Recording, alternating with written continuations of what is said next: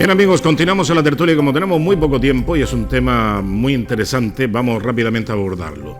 Las presuntas reformas sobre la reforma del mercado laboral que ya introdujo el Partido Socialista y que el actual gobierno, o sea, el Partido Popular, perdón, y que el actual gobierno del Partido Socialista y de Podemos, un gobierno social comunista, pues gracias a esta reforma laboral puede aplicar cosas que sacan del atolladero a muchas personas que han quedado con una mano delante y otra atrás con el tema de la pandemia. Me refiero a los ERTE y a algunas ayudas que también estaban insertas en esa reforma laboral.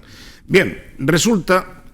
bueno, Juan me decía que no íbamos a estar de acuerdo. A ver qué planteamiento hace. Pero el planteamiento, la ministra dice, entre otras cosas, mire usted, si usted es una empresa que necesita subcontratar, yo le exijo a usted que investigue a esa empresa que subcontrata a ver si está al día de los seguros sociales y todos los temas. Perdona. Yo he sido subcontrata, yo fui subcontrata, es decir, y a mí me han tenido auditorías. Ya. O sea,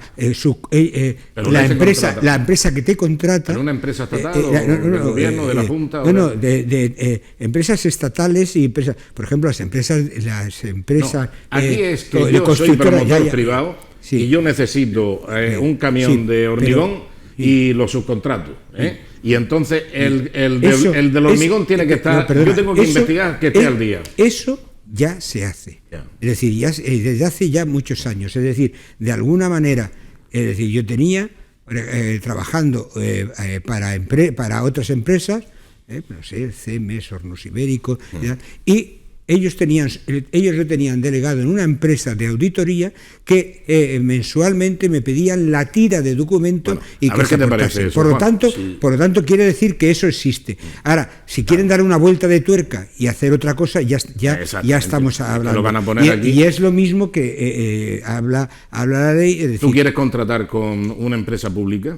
O sea, con una entidad pública, que sea de la Junta, del Ayuntamiento, con más motivo. Entonces tienes que presentar todo el pero con más motivo. Eso desde hace años y años. Ahora se lo exigen a cualquier empresa privada que necesite también de la subcontrata de otra empresa privada. No creo que vaya a todos los niveles. A todos los niveles. Las empresas constructoras llevan muchos años ejerciéndolo a las subcontratas por una razón, por la responsabilidad subsidiaria. Bueno, Juan, yo lo veo muy natural. ¿Qué cosa? Hasta ahí, pero es que si te lees la letra pequeña, se mete en otro tipo de cosas donde ya está dificultando. Claro. Es decir, por ejemplo, estaba hablando, o he querido entender, ¿no? Es decir, aquellas empresas que contraten con el Estado y tal, y terminen la contrata, el despido de ese personal y tal, no se considerará que... y dices, pero perdona... Las responsabilidades subsidiarias, además está estableciendo en sentencia de la Unión Europea. Aquí no hay responsabilidad subsidiaria. Es que en caso de despido, de falta de pago... pero en muchos sectores...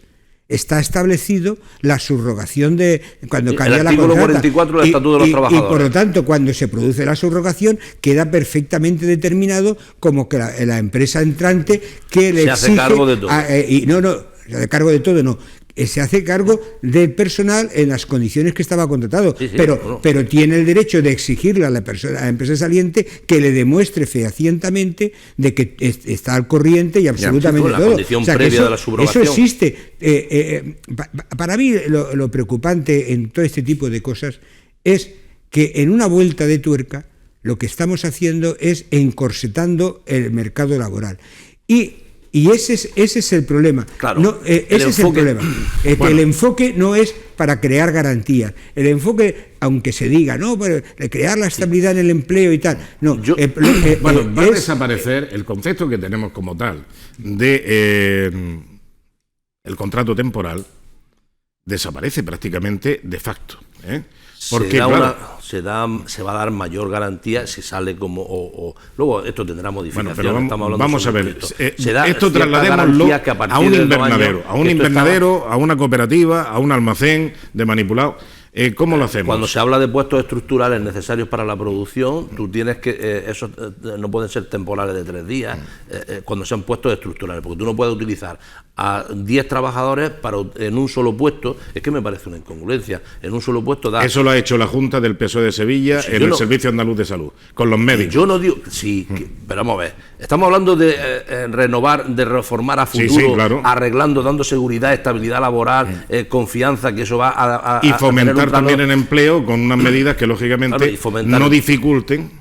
Es que esa es la otra parte que se nos está olvidando, creo que se le está olvidando al gobierno. Esto tiene que venir aparejado, bajo mi punto de vista, y el pequeño el análisis que he hecho un poco por encima de la situación, las muchas medidas buenas en sentido de dar estabilidad a los trabajadores, seguridad jurídica a los trabajadores, tendrá una transición un poco extraña, porque todos los cambios en el mercado laboral son luego interpretados por los jueces finalmente. Pero bueno, para no entrar mucho en detalle, hay una cosa importante que creo que falta. Lo mismo que se fija en el laboral, en el trabajador, lo mismo tiene que fijarse en el empresario. Es decir, al empresario tienes que facilitarle, tienes que habilitarle la posibilidad de generar el empleo. No puede ser todo visto desde el punto de vista del trabajador, dándole garantías, que está muy bien, pero a la vez, si tú no flexibilizas y no permites, generas confianza, seguridad jurídica, posibilidades de inversión, que al final el empresario venga a arriesgar y a gastar su dinero y a crear empleo. Juan, si tú no posibilitas eso, la reforma laboral quedará coja, como siempre, porque fijamos el objetivo en un solo aspecto del mercado laboral. Es que el mercado laboral tiene 2 aspectos, es el empresarial y el laboral. Claro. Y bueno, no podemos fijarlo solo en uno. Déjame que si no, la pata vamos a coger siempre. Déjame que te haga una apunte. Estando muy de acuerdo en casi todo lo que has dicho, y sobre todo que efectivamente que en el tema laboral existen 2 partes, el empleado y el empleador. Es que parece que por ser sindicalista solamente me tengo que fijar.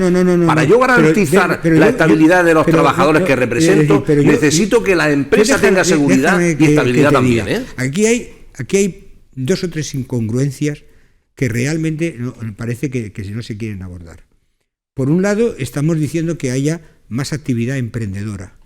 Estamos hablando del emprendimiento, de favorecer el emprendimiento. ¿Eso qué significa? Pues eso significa, aunque en España afortunadamente el tema de las startups y tal cada vez se está profesionalizando, pero sabemos que todo tipo de proyecto disruptivo tiene un alto porcentaje de desaparecer.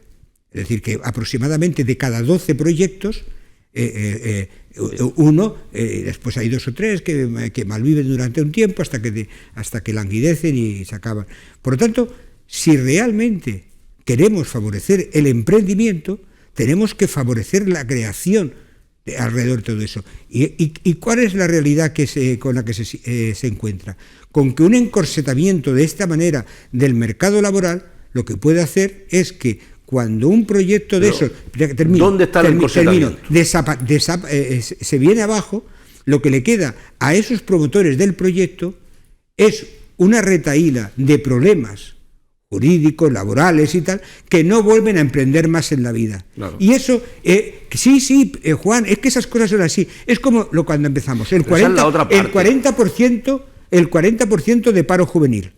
Que el plan, eso es catastrófico. El plan lo tenemos por encima del 40%. Ya lo sé. Bueno, estamos en el 38,5% de paro juvenil. El plan 2019-2021, que además hay un montón de dinero. Tú lees y dices, esto es pirotecnia. Estos son fuegos artificiales. Bueno, pero vamos a ver, la situación ideal, Jorge, es que tú contratas a alguien.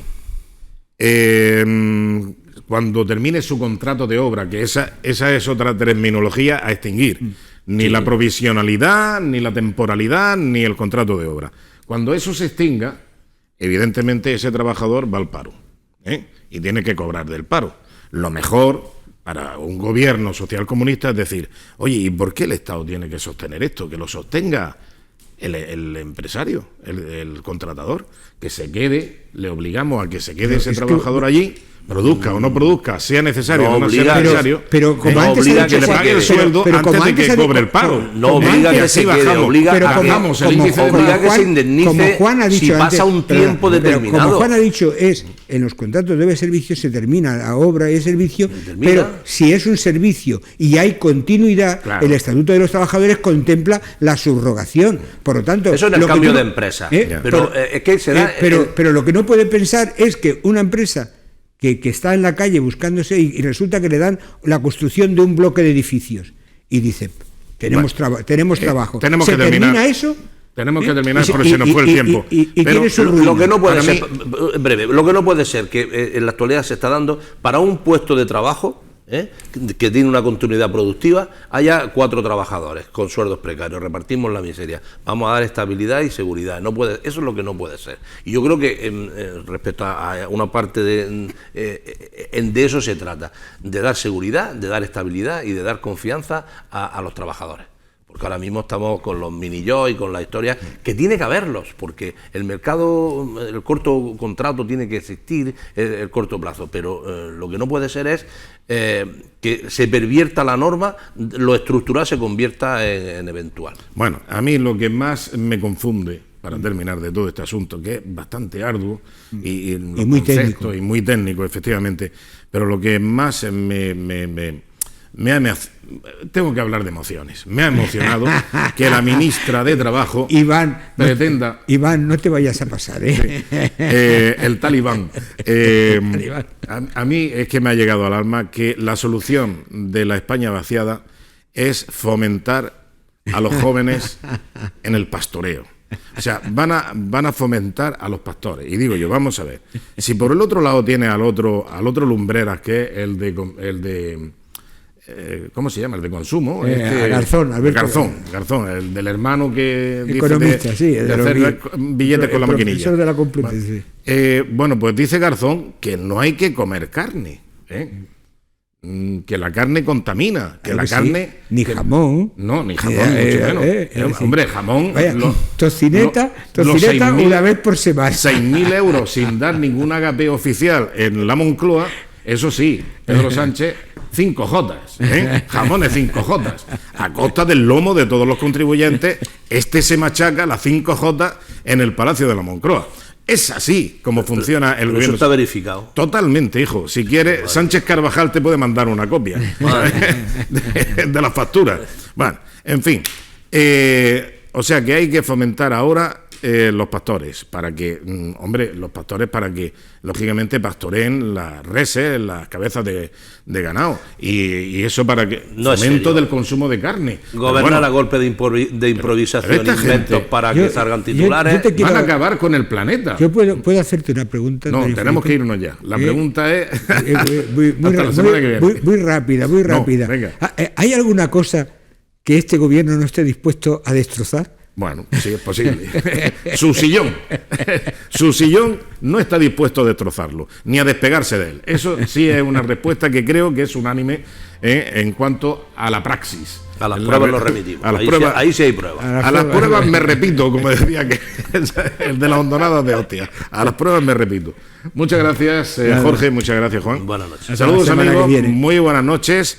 Y bueno, hagan como Jorge, que ya se quita el sayo, porque para Jorge, hoy sí era 40 de mayo. Muy buenas noches, amigos.